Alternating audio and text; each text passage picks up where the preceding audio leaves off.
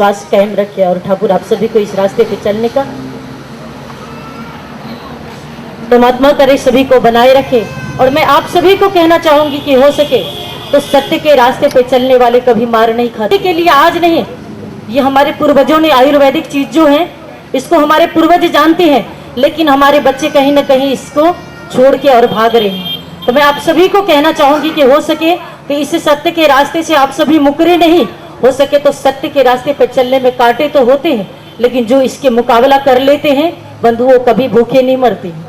क्योंकि मैं आप सभी को कहना चाहूंगी कि आप सभी के बीच में बार बार डॉक्टर साहब कह रहे हैं कि मैं एक बहुत बड़ी कथावाचक हूं। मैं आप सभी को कहना चाहूंगी कि बड़ी तो नहीं हूं, लेकिन जो भी प्यार आप सभी को बीच से मिला हुआ है, लेकिन मैं भागवत कथा की संकल्प आप सभी के बीच में ली हुई हूं। तो मैं आप सभी को बताना चाहूंगी ये भागवत कथा जैसे आप सभी ने ये आयुर्वेदिक को अपने जीवन में उतारी है ना, ऐसे ही हमने भी भागवत कथा को श्रवण करके अपने जीवन में उतारी है। और ये भागवत कथा हमारी भी एक विश्वास है और ठाकुर से हमने एक संकल्प लिए हुए हैं कि जहां तक इस भागवत कथा का स्मरण हम आप सभी को करा सके वो केवल निःशुल्क में करा सके, ना कि आप सभी से कोई शुल्क लेके करावे। तो मैं आप सभी को कहना चाहूंगी कि हो सके तो आप सभी इस सत्य के रास्ते पे चलते रहें, ताकि आपके बच्चे के मनोबल और आप सभी के विश्वास कायम रहे। और यही हमारे भागवत और यही हमारे ग्रंथ कहते हैं कि सत्य के मार्ग पर आप सभी चलते रहें, जो आप सभी के विश्वास जन्म जन्म तक बरकरार रखें। सभी को जय जय श्री राधे, जय जय श्री श्याम। बहुत बहुत धन्यवाद। और अब मैं आमंत्रित करता हूं डॉक्टर कुलदीप को।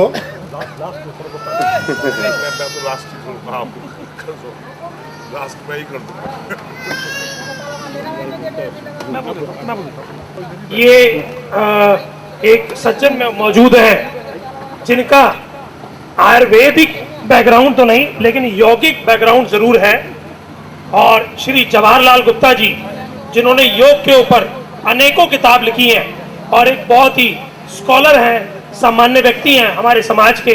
मैं जरूर चाहूंगा कि योग के बारे में भी दो शब्द वो जरूर बोले, और संतोष जी भी उनके साथ एक बार जरूर स्टेज पे आए। Thank you please.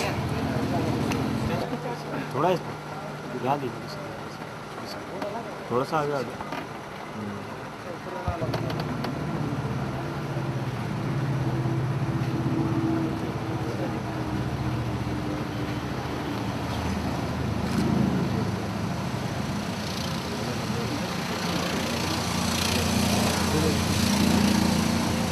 और मैं रिक्वेस्ट करूंगा कृष्णाय वासुदेवाय हरये परमात्मने प्रणतक्लेशनाशाय गोविंदाय नमो नमः। सभी महानुभाव को का अभिनंदन करते हुए, नमन करते हुए, बड़ी ही प्रसन्नता का ये समय है। मैं तो मन ही मन बहुत हर्षित हो रहा था कि ऐसा ओकेजन हमारे कान्यकुब्ज वैश्य समाज के भाई सत्यनारायण गुप्ता जी के बेटे ने और बहू ने मिलकर जो किया है वो निश्चित रूप से हमें बहुत ही हर्ष दे रहा है, बहुत ही खुशी दे रहा है।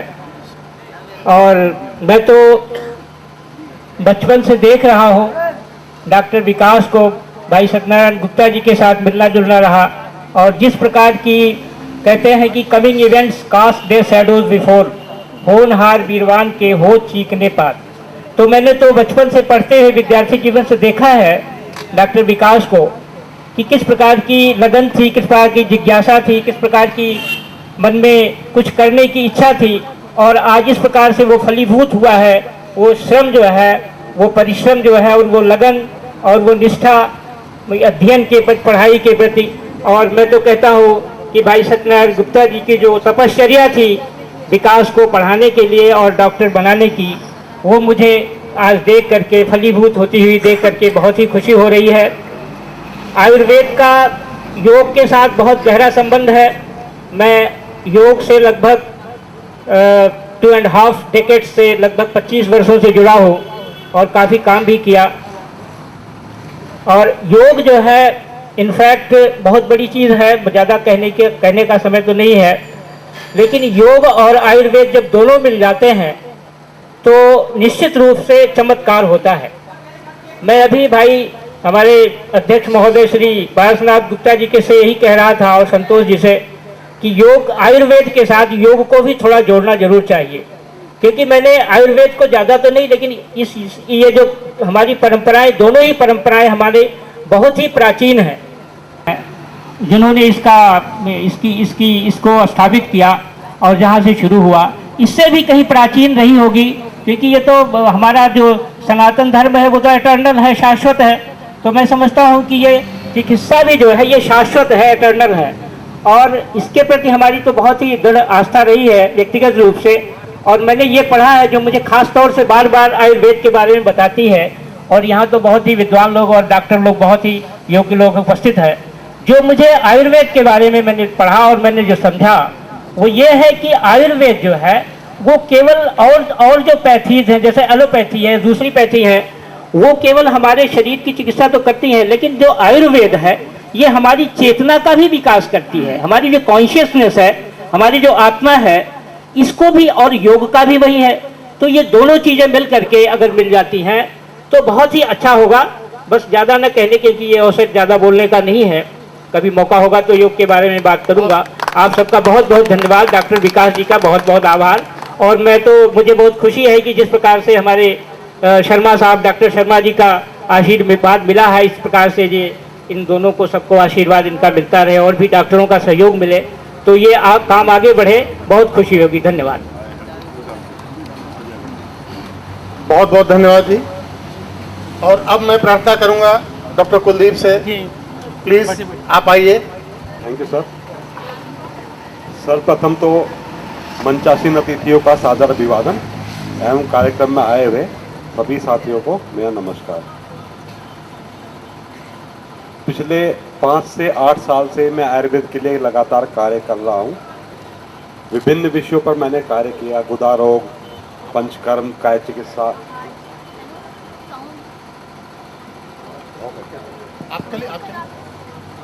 विभिन्न विषयों पर मैंने कार्य किया। मेरे गुरु डॉक्टर ओपी शर्मा जी और डॉक्टर मायाराम मुनियाल, आज उनको किसी परिचय की जरूरत नहीं है, इनके सहयोग के साथ मैंने कार्य शुरू किया। 5 साल पहले, 8 साल पहले जब मैंने कार्य शुरू किया तो एक भी चिकित्सक, मेरा साथी ऐसा नहीं था जिसको मैं फ़ोन करके ये पूछ सकता था कि भाई ज्वर के रोगी में मैंने ये दवाई दे दी है, रोगी ठीक नहीं हो रहा है, अब मैं क्या करूं। जब भी कोई नया चिकित्सक इस तरह से कोई आयुर्वेद में चिकित्सा अभ्यास करना शुरू करता था तो ये कॉमन समस्या उसके सामने थी। को इन दोनों में संकलित किया, जो दोनों पुस्तकें डॉक्टर गुप्ता जी के साथ, विकास गुप्ता से आप प्राप्त कर सकते हैं, और कोई भी अनुभव हो उनको आप दे सकते हैं, ताकि हम उन अनुभवों को अपने अगले अंक में ऐड कर सकें। ज़्यादा समय न लेते हुए मैं कुछ ऐसी चीज़ें बताऊंगा जो कि आपके चिकित्सा अभ्यास में काम आएंगी और आगे भविष्य में आयुर्वेद को रोशन करेंगी। जैसे अभी एक नई खोज हम लोगों ने की है, अभी 2 ही दिन हुए, मैंने और डॉक्टर ओपी शर्मा ने की है। निकट भविष्य में जल्दी उसको हम मीडिया के सामने लेके आने वाले हैं। अभी भी छोटे छोटे रोगों में, दर्द के लिए या लोकल एनेस्थीसिया के लिए हमको थोड़ा बहुत एलोपैथ यूज करना पड़ता है।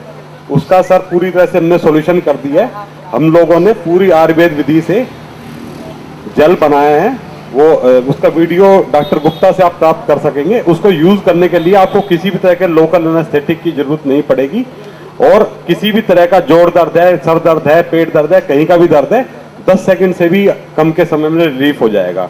मेरा ये पर्चा एक है इसमें व्हाइट वाला, वो करते करें बांट देंगे।